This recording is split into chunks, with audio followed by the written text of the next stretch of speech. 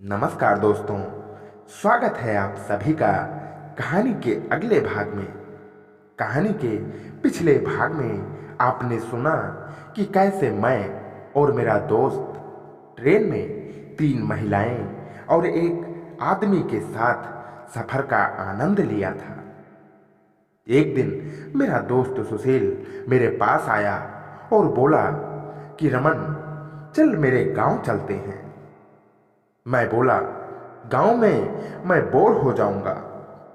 तो वो बोला, 4 दिन ही तो रहना है और 4 दिन में मैं तुझे रोज नई नई सुंदरियों से भी तो मिलवाऊंगा। बोल क्या बोलता है। मैं बोला, अचानक से गांव जाने का क्या प्लान बना लिया।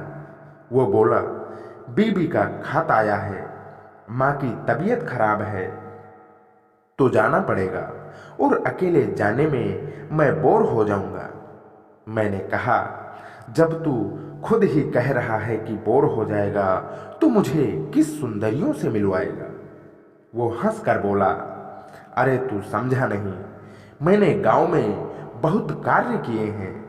1 दर्जन भाभियों का भविष्य संवारा है और कई लड़कियों की जिंदगी भी बनाई है। मैंने तो हमारे गांव के सरपंच की बीबी को भी स्वर्ग दिखाया है।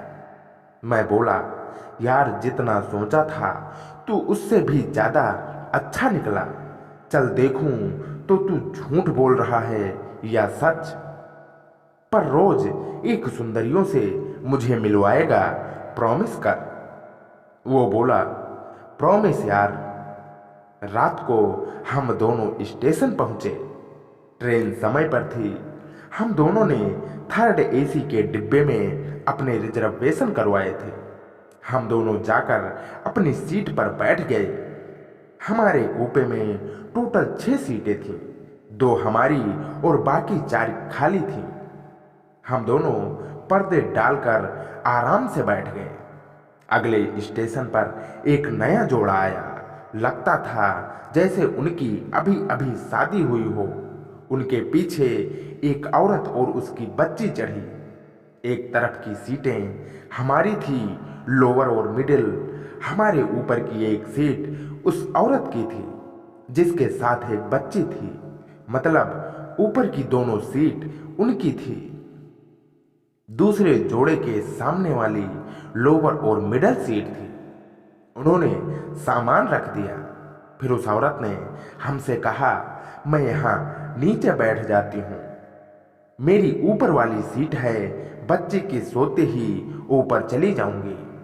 इस तरह से हम चारों नीचे ही एडजस्ट हो गए। अब विंडो पर उसकी लड़की थी जो बाहर का नजारा देख खुश हो रही थी। उसके बगल में उसकी मम्मी थी। उसके बगल में मेरा दोस्त था और आखिर में मैं था। सामने वाली सीट पर नया जोड़ा था। मैं सामने वाले कपल की ओर देख रहा था। वो दोनों रोमांटिक हुए जा रहे थे।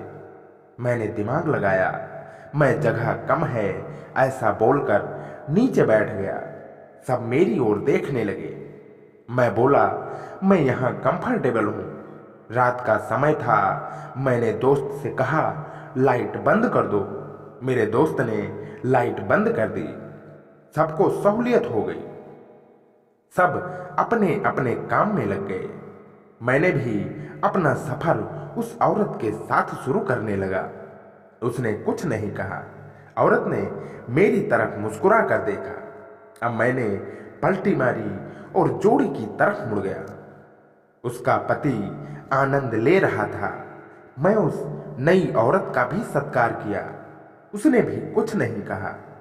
मैं नींद में होने का नाटक कर रहा था। उसने हलचल की तो मैं डर सा गया, पर भूमिका स्थापित रखा। मैंने अपने आप को फिर से बल दिया, उसे थोड़ा और ऊपर ले गया। इस बार उसकी तरफ से कोई प्रतिक्रिया नहीं हुई। मैं अब अपने सफर पर निकल रहा था। वो भी शायद एंजॉय कर रही थी। मुझे उसका चेहरा नहीं दिख रहा था, पर महसूस हो रहा था कि वो मुझे देखने का प्रयास कर रही थी। मेरा हौसला बढ़ा। मैं अब और ऊपर जाना चाह रहा था, पर मैं आगे नहीं पहुंच पाया। मैंने फिर से कोशिश की, पर सफल ना हो सका। उस नई लड़की की हंसी छूट गई। मैं समझ गया कि वो मुझ पर हंसी है। मैंने फिर थोड़ा विराम लिया। अब उसने कुछ अपने पति से कहा और दोनों सोने की कोशिश करने लगे। उन्होंने कंबल ओढ़ लिया। कंबल का हिस्सा उसने सीट के नीचे तक सरका दिया। मेरे लिए यह काफी था। मैं पीछे मुड़ा और देखा कि मेरे दोस्त ने भी कंबल ओढ़ लिया था और सफर का आनंद ले रहा था। तभी उसकी छोटी सी लड़की बोली, मम्मी, मुझे नींद आ रही है। उसकी आवाज सुनकर मेरा दोस्त और वो औरत दोनों सीधे हो गए। उस औरत ने अपनी लड़की को ऊपर वाली बर्थ पर सुलाया और फिर से नीचे बैठ गई। मेरा ये भाई फिर से सफर का आनंद लेने लगा। अब वो कंबल में थे। मैं अकेला नीचे सो रहा था। थोड़ी देर ही हुई थी कि बाजू वाले जोड़े ने काम चालू कर दिया। करीब 10 मिनट में उनका काम हो गया। यहां मेरे दोस्त ने भी सफर को सुगम बनाने में लग गया। कुछ देर मैं खामोश रहा, फिर मैं भी नई वाली के खेल में लग गया। कुछ देर खेलने के बाद मैंने उसके पति का जायजा लिया। वो सो गया था। अब सफर में और आनंद आने लगा। करीब 15 मिनट तक आनंद लेने के बाद मैं उठा तो देखा सामने वाली औरत हमें देख रही थी। मेरा दोस्त जगह पर नहीं था। मैंने मुस्कुराहट बिखेरी। वो भी मुस्कान बिखेरने लगी। फिर मैं उठकर गेट पर गया। मेरा दोस्त वहीं पर था। मैंने पूछा, कैसी थी? वो बोला, आनंद आ गया। तेरी कैसी थी? मैंने कहा, एकदम आनंदित। वो हंस दिया। मैं बाहर से आया और आकर उससे बोला, जाके आ। वो उठी और सबसे पहले उसने ऊपर अपने पति को देखा। वो घोड़े बेचकर सो रहा था। फिर हम दोनों बातें करने लगे। फिर मैंने उससे जान पहचान की थी। फिर हम सब सो गए। सुबह उठा तो वो सो रही थी। बड़ी खूबसूरत लग रही थी। मुझे अभी ऐसा लगा कि कल रात मैं एक हूर के साथ सफर कर रहा था। एक बार और आनंद लेने की इच्छा हुई, पर सुबह हो चुकी थी। कुछ ही देर में स्टेशन आ गया। मैं चाय लेकर उसको दी। तब उसने मुस्कान दी। वो खुश थी। उसकी नजरें और इस्माइल मुझे बुला रही थी। उसका पति भी जाग गया, पर फिर भी एक बार ख्वाहिश दिल में जगा गई। फिर मैंने दोस्त को उठाया। वो भी देखकर हैरान हो गया था। मैंने एक कागज पर अपना फोन नंबर लिखकर उसकी तरफ देखा और सीट पर रख दिया। उसने इधर उधर देखा और मेरा रखा हुआ कागज उठा लिया। कुछ देर बाद उसने अपने मोबाइल उठाकर नंबर डायल किया। मैंने झट से अपना मोबाइल साइलेंट कर दिया।